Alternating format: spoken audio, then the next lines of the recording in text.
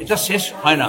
মানুষের চিরন্তন স্বভাব যে তারা এই ধরনের আক্রমণ যত বেশি আসবে তাকে মোকাবিলা করার জন্য তারা তৈরি হবে। প্রত্যেক প্রজন্ম এই যে সমস্যাগুলোর সম্মুখীন হয় সেই সমস্যা থেকে মুক্তি পাওয়ার জন্য কৃত কৌশল কায়দা তারা রপ্ত করে।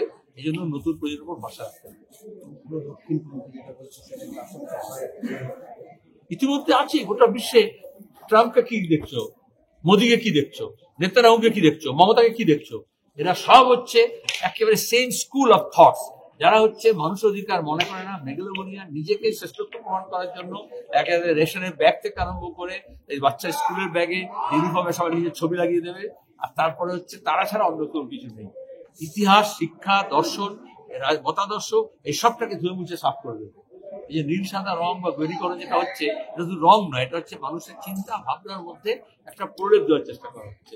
এই জন্য উগ্র দক্ষিণপন্থা যখন মাথা ছাড়া দিয়ে ওঠে, তার প্রথম শর্ত হয় বামপন্থাকে তারা শেষ করতে চায়। এই জন্যই আমাদের এখানে সব সালে একরা হয়েছিল এবং বুদ্ধ ভট্টাচার্যের নেতৃত্বে এবং বামফ্রন্ট সরকার চলছিল, তখন দেশি বিদেশি প্রতিক্রিয়া শক্তি একত্রিত হয়ে তার আগে বামপন্থাকে শেষ করার চেষ্টা করেছে। বামপন্থী শেষ হয়ে যায় তাহলে নারেগা বাস দেওয়া কি বাস হয়ে, কিন্তু বামপন্থা শেষ হয়নি। আজকে কর্মসূচি অপমান প্রতিদিন প্রতিনিয়ত। আজকে এখানে যখন আমি কথা বলছি তখন কোথাও বীরভূমে, নাহলে মেদিনীপুরে, নাহলে গতকাল থেকে যেটা ফারাক্কায়, নাহলে শিলিগুড়িতে কোথাও না কোথাও মানুষকে নিয়ে বামপন্থীরা লড়াই লড়ছে। আমাদের বাংলার মিডিয়া তো চৌপাট কেন? কারণ সেখানে নতুন রক্ত আসছে না, এখন নতুন চাকরি দিচ্ছে না, সব স্ট্রিমে রেখে দিয়েছে, কন্ট্রাকচুয়াল রেখে দিয়েছে। আর ওই যারা পুরনো আছে তারাই আছে। দূরদর্শন দাঁড়ানো না বাজারে, দাঁড়ানো না কেন? কারণ তারা ওই পুরনো লোকদেরকে নিয়েই তারা চালিয়েছে। নতুন প্রযুক্তিকে ব্যবহার করে সৃজনশীলতার মধ্যে যারা কাজ করবে তাদেরকে এগিয়ে আসতে হবে, এগিয়ে নিতে হবে। সিপিআইএম কমিউনিস্টরা বরাবর করে বুদ্ধদা এবং সীতারামকে 80-র দশকে এইভাবেই তারা তখনকার নেতারা জরুরি কিনেছিলেন এবং তাদেরকে তারা নেতা বানিয়েছিলেন। আজকে আমরা সেই ধারা বজায় রেখেছি। এরকম কোনো বিখ্যাত কোনো বক্তাকে না নিয়ে আমরা তো বললাম প্রত্যেক জেলায় এরকম 25 জনকে নিয়ে আমরা সভাপতি করি। যারা সংবিধান মানে না, যারা আইন মানে না, তারা পাখি বানিয়ে হয়েছে। বলছি দাদা, বিজেপি থেকে কংগ্রেস থেকে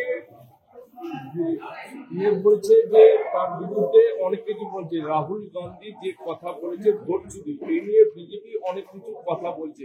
সে নিয়ে আপনাদের তুমি যদি চোর চোর করে চিৎকার করো, চোর অনেক কথা বলবে, তোমার মধ্যে বলবে, তো বোঝা যাচ্ছে ঠাকুর ঘরে কে রে বলে আমি তো গলা খাইনি। আমরা বলেছি ইন্ডাস্ট্রিয়াল স্কেলে চুরি হয়েছে, ভোট চুরি হয়েছে। ভোটের লিস্ট থেকে, ভোট কেন্দ্র থেকে, ভোট গণনায়, পঞ্চায়েত পুরসভা হয়েছে আমরা জানি, এখানে বিধানসভা লোকসভা হয়েছে।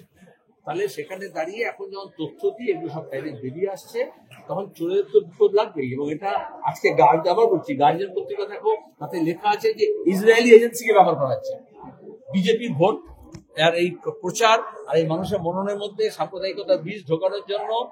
আমাদের দেশে কোনো নেতা না, এটা হচ্ছে ইসরায়েলি কোম্পানিকে লাগানো হয়েছে এবং তারা গোটা বিশ্বে এরকম অনেকগুলো দেশের মধ্যে মানুষের মগজকে দখল করতে চাইছে। সুতরাং আমাদের যে সাংবিধানিক প্রতিষ্ঠান আছে, শিক্ষা প্রতিষ্ঠান আছে, আমাদের যে কমিশন গুলো আছে, সেগুলোকে দখল করে নিয়ে বিজেপি বা তৃণমূল মিথ্যাচার করছে এবং ভুল পথে পরিচালিত করছে। এই জন্য সাংবিধানিক প্রতিষ্ঠানগুলোকে তার সমমহিমায় ফিরে আসতে হবে। সেটার জন্য ডেমোক্রেটিক স্পেস দরকার, গণতান্ত্রিক পরিবেশ দরকার।